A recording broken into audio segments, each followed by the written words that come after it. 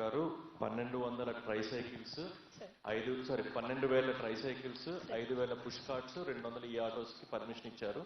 మీకు జనవరి 31 లోపల అన్ని మీ పంచాయతీలకే చేరుతాయి.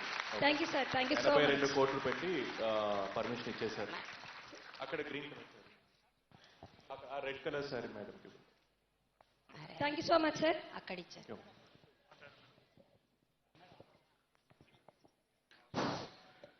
ఈరోజు నా జీవితంలో ఒక అద్భుతమైన రోజు అని చెప్తాను సార్.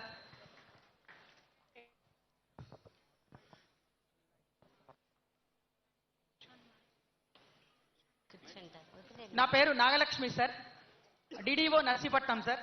ఈరోజు ఒక అద్భుతమైన రోజుగా నా జీవితంలో భావిస్తున్నాను సార్. ఎందుకంటే ఇంత చక్కని మీటింగ్లో పాల్గొనే అవకాశం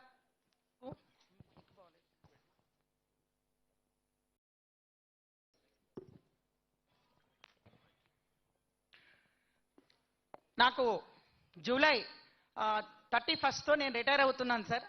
ఇంకా ఈ పంచాయతీరాజ్ వ్యవస్థలో ఎంత చేసినా ఏముంది అనే సమయంలో అద్భుతమైన అవకాశం మన పంచాయతీరాజ్ శాఖ మార్చులు మరియు డిప్యూటీ సీఎం గారి రూపంలో నాకు కల్పించిన దేవుడికి నేను ముందుగా కృతజ్ఞతలు తెలియజేసుకుంటున్నాను సార్. అలాగే మీ టీంలో మీతో సమానంగా పరుగులెత్తిస్తూ మీ ఆలోచనలన్నీ కూడా ఉన్న మా గౌరవ కమిషనర్ సార్కి, ఓఎస్డీ గారికి, అలాగే ఇతర అధికారులకు, ప్రిన్సిపల్ సెక్రటరీ గారికి అందరికీ కూడా హృదయపూర్వక నమస్కారాలు. నేను తల వంచి నమస్కారం చేసుకుంటున్నాను సార్. ఎందుకంటే ఈ 25 ఏళ్లుగా ఎంపీడీఓలుగా ఉన్నాం సార్. చివరి సంవత్సరంలో అద్భుతంగా డిఎల్డిఓ కల్పించారు. అలాగే డిఎల్డిఓ నుంచి కూడా మీరు సిఇఓలుగా కూడా ప్రమోషన్ పొందుతారని ఒక చల్లని కబురు కూడా మాకు చెప్పారు సార్. ఇంకా ఎందుకంటే సార్ 94, 95 ప్రాంతాల్లో మాతో పాటుగా జాయిన్ అయిన డిప్యూటీ తహసీల్దార్లు అందరూ కూడా డిఆర్ఓలుగా ఉన్నారు సార్. వాళ్ళందరూ కూడా ఇప్పుడు మేము అక్కడికి వెళ్తే మే కమిన్ సార్ అని వాళ్ళ పర్మిషన్ అడిగి లోపలికి వెళ్ళాల్సిన పరిస్థితి సార్.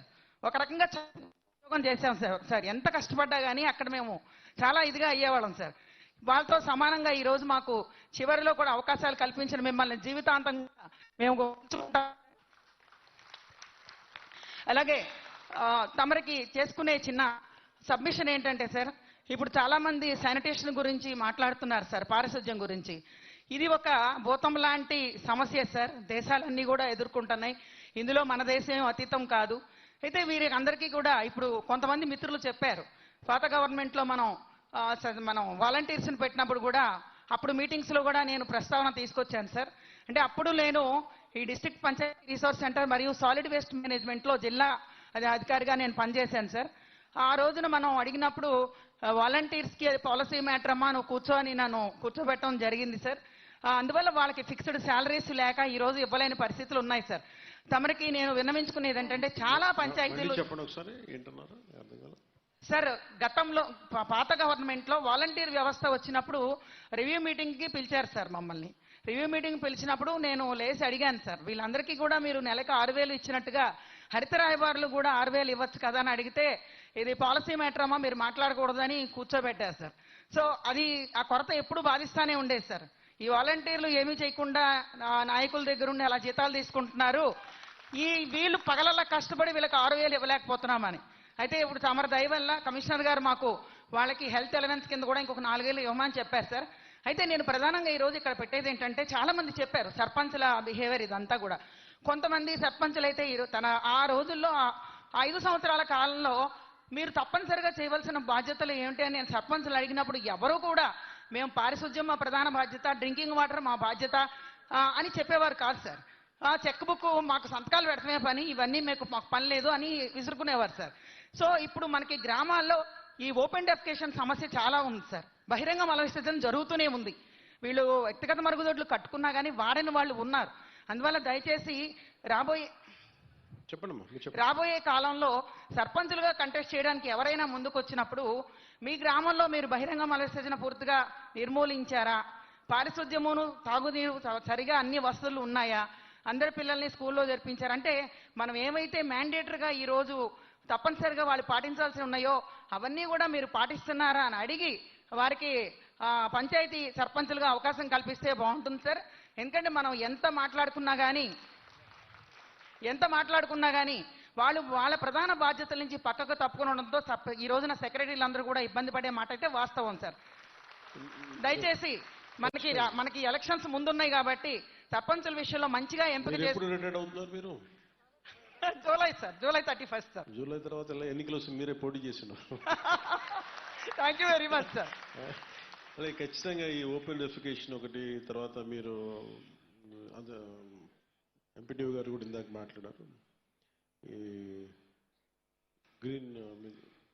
గ్రీన్ అంబాసిడర్స్ ఖచ్చితంగా నా మనసు ఎప్పుడు కూడా మన గ్రీన్ అంబాసిడర్స్ మీద ఉంది. అందుకని థ్యాంక్ యూ వెరీ మచ్. గ్రామాల తాలూకు పరిశుభ్రత కానీ వాళ్ళ చేతిలో ఉంది, వాళ్ళకి ఖచ్చితంగా ఆదుకోవాలి. అది పనిచేసే వాళ్ళకి మనం ఆదుకోకపోతే ఇంకెవరైనా ఆదుకుంటాం. విజువల్లీ క్లీన్ జీపీఎస్ గా చేసుకున్నప్పుడు మనకి స్వచ్ఛ భారతం ఆవిష్కారం అవుతుంది sir. Thank you very much sir. నమస్తే సార్. అలాగే మీరు చెప్పింది కూడా ఏంటంటే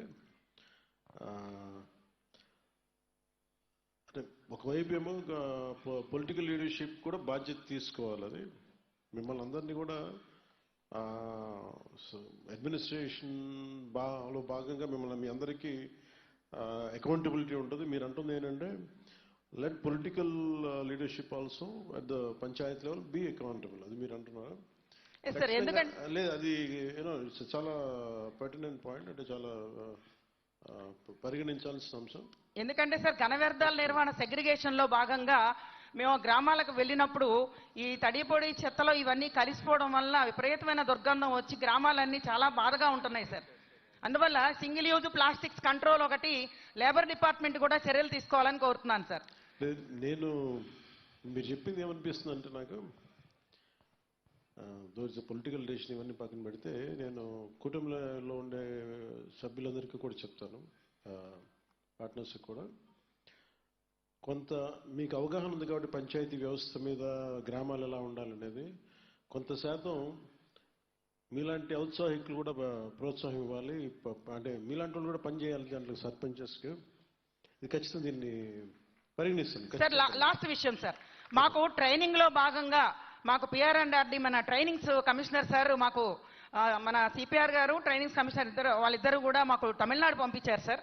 ఒక చిన్న చెప్తాను సార్, అక్కడ ఎక్కడ కూడా వాళ్ళు హోటల్స్ లో ఆకులే వాడుతున్నారు సార్, ప్లాస్టిక్స్ వాటర్ లేదు sir.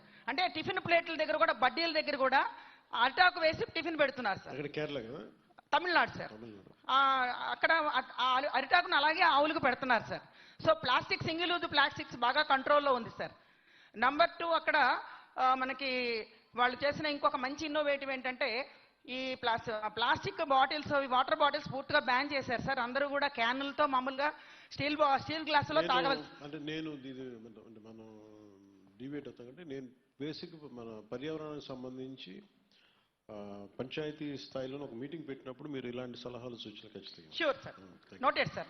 Thank you very much. Thank you sir. ఇక్కడ లేడీస్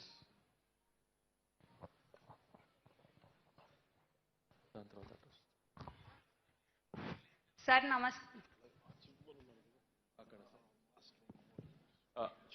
ఈమె మాట్లాడిన తర్వాత లాస్ట్ రోలో వాళ్ళు చివరిన red sari and gold sari వాళ్ళకి ముందుకు రమ్మని వాళ్ళు కూడా మాట్లాడారు. మీరు చెప్పండి. నమస్తే సార్, నా పేరు ధర్మావతి సార్. నేను గ్రేడ్ 1 పంచాయతీ సెక్రటరీ సార్. మీ దయ వల్లే నేను గ్రేడ్ 1 లోకి వచ్చాను సార్. మా బ్యాచ్ 2006 బ్యాచ్ సార్. 2006 నుంచి మేము ఇప్పటికి 19 సంవత్సరాలు సర్వీస్ చేశాం సార్. మీరు వచ్చిన తర్వాత ఆగస్టులో మేము గ్రేడ్ 3 నుంచి 2కి వచ్చాం సార్. ఇప్పుడు రీసెంట్ గా గ్రేడ్ 1 తీసుకుని మేము గ్రేడ్ 1 పొజిషన్ లో ఉన్నాం సార్. మీ దయ వల్ల మేము విత్ ఇన్ షార్ట్ పీరియడ్ లో 2 ప్రమోషన్లు తీసుకున్నాం సార్. ఇంకో ప్రమోషన్ కూడా ఇచ్చారు సార్. మాట మంత్రి అనే మంచి ప్రోగ్రాం పెట్టి మాకు 3వ అవకాశం ఇచ్చారు సార్. ఈ మైక్ నా దాకా వస్తుందా అని నేను చాలా ఎక్సైటెడ్ గా ఉన్నాను సార్. రాత్రి నిద్ర పట్టలేదు సార్, ఏం మాట్లాడాలి సార్తో అని. మీరు నేను చదువుకునే రోజుల్లోనే ఒక హీరోగా మా మనసులో ఉన్న హీరో సార్.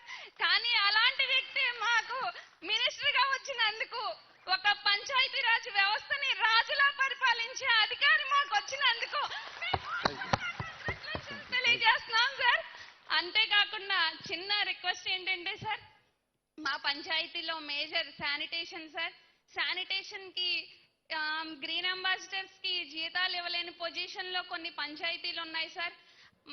ఈ చిన్న పంచాయతీలు చూసుకుంటే 2000 పాపులేషన్ ఉన్నదానికి 15th ఫైనాన్స్ వచ్చి ఆ యొక్క జనాభా ప్రాతిపదికన 1,50,000 అలా వస్తున్నాయి సార్. దాంట్లో గ్రీన్ అంబాసిడర్ ని 1000 జనాభాకి ఒకళ్ళు చొప్పున పెట్టమని తెలియజేస్తున్నారు సార్. అలాగే శానిటేషన్ అమ్మ ఒక్క చిన్నదమ్మా, అందరు పంచాయత్ సెక్రటరీ కూడా డిప్యూటీ సీఎం గారి దృష్టిలో ఇది ఉంది. కొన్ని పంచాయతీలకి రిజిస్ట్రేషన్ నుంచి ఎక్కువ డబ్బులు వస్తున్నాయి, కొన్ని పంచాయతీలకు రావట్లా. కొన్ని పంచాయతీలకు మైనింగ్ నుంచి ఎక్కువ వస్తున్నాయి, కొన్ని పంచాయతీలకు రావట్లా. కాబట్టి అన్ని పంచాయతీలకి సమంగా ఏ విధంగా చేస్తే బాగుంటుందని ఒక డిస్కషన్ అయితే జరుగుతుంది. అండ్ డిప్యూటీ సీఎం గారు మీకు ప్రామిస్ చేశారు కదా, రిఫార్మ్స్ అనేవి దీంతో మొదలైనవి, ఆగట్లేదు. సో ఎవ్రీ 3 months మీరు కొత్త రిఫార్మ్ చూస్తూనే ఉంటారు. మీరు చెప్పిన ప్రాబ్లం కూడా తొందరగా సాల్వ్ చిన్న అయిపోతుంది. రిక్వెస్ట్ ఏంటంటే సార్, MGNREGS పథకంలో వేజ్ పేమెంట్ కింద కూలీలకి 200 నుంచి 250 వరకు ఇస్తున్నారు సార్. అది అలాగే కుదరదమ్మా. మన గ్రీన్ అంబాసిడర్స్ కూడా ఇచ్చే 600 జీతం దీని ద్వారా ఇవ్వగలిగితే సార్, అన్ని వేల మందికి ఇచ్చేది ఆ 200 వాళ్ళ తరపున ఇప్పించగలిగితే సార్, మన పంచాయతీ నుంచి అది భారం మనకి పడకుండా ఉంటుంది సార్. అదే సెంట్రల్ గవర్నమెంట్ స్కీమ్ కదా, వాళ్ళ దగ్గరికి చెప్పాలి. But will find an alternative.